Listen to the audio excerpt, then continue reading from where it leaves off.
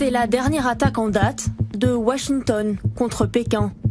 Dans la course au vaccin contre le Covid-19, les États-Unis accusent la Chine de les espionner et de tenter de voler des informations sur les recherches en cours.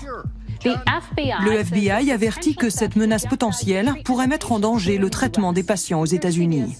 Des pirates informatiques qui agiraient pour le compte du gouvernement chinois. Mercredi, les services de renseignement américains publient ce communiqué. Cette annonce vise à sensibiliser les institutions de recherche et le public américain.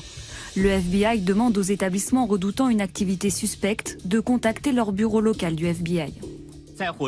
Une alerte publique, comme un avertissement envoyé à la Chine, qui riposte et balaie ses accusations. Je veux insister sur le fait que la calomnie et les accusations ne peuvent pas éliminer ce virus ou arrêter cette pandémie. Nous demandons aux États-Unis de se concentrer sur les vies à sauver et être plus constructifs dans la coopération Chine-États-Unis dans le combat contre cette pandémie.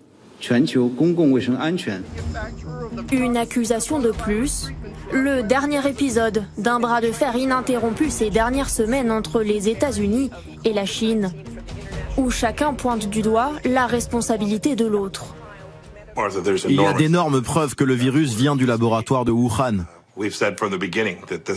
Nous le disons depuis le début. Mais maintenant, le monde entier peut le voir. La Chine est connue pour sa propension à infecter la planète. Et le Parti communiste chinois a fait tout son possible pour s'assurer que l'ampleur de la crise ne se sache pas. Nous avons des preuves de tout ça. Et c'est le président qui mène l'offensive. Hier, dans un tweet, Donald Trump évoque l'accord commercial historique passé avec son homologue chinois. À peine signé début janvier, déjà affaibli par la peste de Chine, écrit le président américain. De quoi relancer la guerre commerciale? Pas forcément, selon ce spécialiste. Il faut être très clair aujourd'hui, ni Washington ni Pékin n'ont intérêt à relancer une guerre commerciale à un moment où les deux économies font face à une crise extrêmement importante.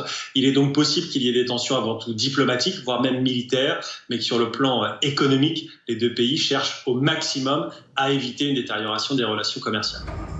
Pourtant, la surenchère continue. Pékin refuse toujours toute enquête internationale liée au Covid-19 sur son sol.